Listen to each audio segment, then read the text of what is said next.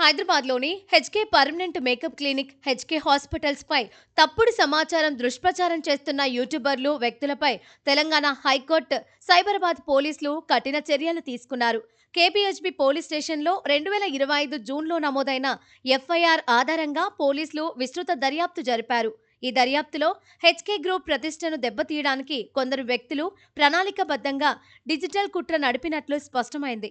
Call రికార్డులు, online కమ్యూనికేషన్ల రూపంలో దొరికిన డిజిటల్ సాక్ష్యాలు ఈ కుట్రను నిర్ధారించాయి. దర్యాప్తులో ప్రధాన నిందితురాలిగా wellness of women private limited managing director miss Purnima పిన్నేటిని గుర్తించారు. ఆమెకు సహకరించిన వారిలో యూట్యూబర్లు, సోషల్ మీడియాలో చురుకైన వ్యక్తులు శ్రీనివాస్ అలియాస్ శ్రీను 65, ఆనంద్ లవేటి, పవన్ కుమార్ అలియాస్ పవన్ రాటాక్స్, Arun Gunna alias zombie revolt, Pavani Mahesh alias MC tax, journalist Patricia Naidu ఉన్నారు. వీరంతా A1 సూచనలతో హెచ్కే గ్రూప్, దాని డైరెక్టర్లపై తప్పుడు ఆరోపణలు చేస్తూ వీడియోలు రూపొందించి సోషల్ మీడియాలో వైరల్ చేశారని, వారిపై తెలంగాణ హైకోర్టు, సైబరాబాద్ పోలీసులు కఠిన చర్యలు తీసుకోవడం సంతోషంగా ఉందని హెచ్కే గ్రూప్ యాజమాన్యం తెలిపింది. తమ ప్రతిష్టను దెబ్బతీయడానికి పన్నిన కుట్రను న్యాయ వ్యవస్థ తిప్పికొట్టిందని డైరెక్టర్ అజ్మీరా హర్షిత నాయక్ వెల్లడించారు. నా పేరు Harshita and I'm the founder of HK Group of Clinics and HK Hospitals. Firstly, today I want to thank all the doctors of HK and a special thanks to Dr. Narsimha Rao Neta sir, alage our legal advisor Nagur Babu Garu, Advocate Nagur Babu Garu. Thank you for taking a stand and being on our side. So HK Group always stood up for its excellent service and state-of-art technology. So మేము ప్రతి స్టేజ్లో కూడా ప్రపంచంలో ఉన్న best equipment ఏదైతే ఉందో అది కాన్స్టెంట్గా ఇండియాకి పరిచయం చేస్తూనే వచ్చాము.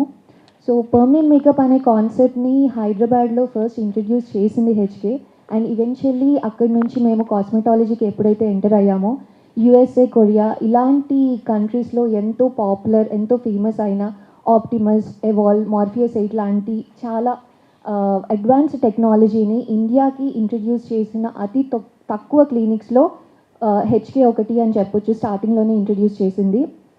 సో చాలామంది కామన్ పీపుల్ దగ్గర నుంచి సెలబ్రిటీస్ వరకు వాళ్ళ ట్రాన్స్ఫర్మేషన్స్ అనేవి హెచ్కేకి వచ్చిన తర్వాత చాలామంది చూశారు. ఫస్ట్ ఎలా ఉన్నారు, తర్వాత ట్రాన్స్ఫర్మేషన్ తర్వాత ఎలా అయ్యారు అనేది.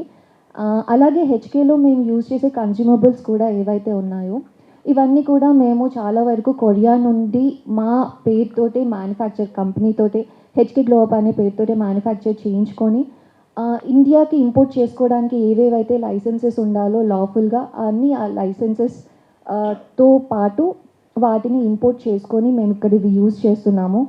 So HK permanent makeup clinic మీద 3 months బిఫోర్ అనుకుంటాను ఎగ్జాక్ట్లీ హెచ్కేలో 40 మంది ఫేక్ డాక్టర్స్ ఉన్నారు, వీళ్ళంతా చాలా పెద్ద స్కామ్ చేస్తూ ఉన్నారు, 150 కోట్ల రూపాయల GST స్కామ్ చేశారు అని ఫాల్స్ ఎలిగేషన్స్ తోటి దాదాపు ఒక 200 నుంచి 300 videos A particular group of people circulate చేయడం జరిగింది.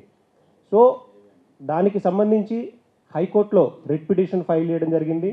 హైకోర్టు మేము సబ్మిట్ చేసినటువంటి అన్ని డాక్యుమెంట్స్ క్లియర్గా వెరిఫై చేసి ఇవన్నీ డిఫర్మేటరీ ఎలిగేషన్స్ మాత్రమే, దేర్ ఈజ్ నో ఎవిడెన్షియల్ ఉన్నటువంటి ఎలిగేషన్స్ కాదు అని డిక్లేర్ చేసి హెచ్కేకు ఉన్నటువంటి లైసెన్స్ ఏమేమి ఉన్నాయి, హెచ్కే ఫాలో అవుతున్న రూల్స్ అండ్ రెగ్యులేషన్స్ ఏంటి, ఏ యాక్ట్స్ ఫాలో అవుతుంది అనేది క్లియర్గా జడ్జిమెంట్లో రాసి ఉన్న అన్ని వీడియోలని కూడా డిలీట్ చేయమని, సస్పెండ్ చేయమని, రిమూవ్ చేయమని, ఫర్దర్గా ఎవరైతే సర్క్యులేట్ చేశారో క్రిమినల్ కాన్స్పిరసీ తోటి వారి మీద లీగల్గా యాక్షన్ తీసుకోమని తెలంగాణ స్టేట్ పోలీస్కి, డీజీపీ గారికి అండ్ స్టేషన్ హౌస్ ఆఫీసర్కి, సిపి గారికి డైరెక్షన్స్ ఇవ్వడం జరిగింది.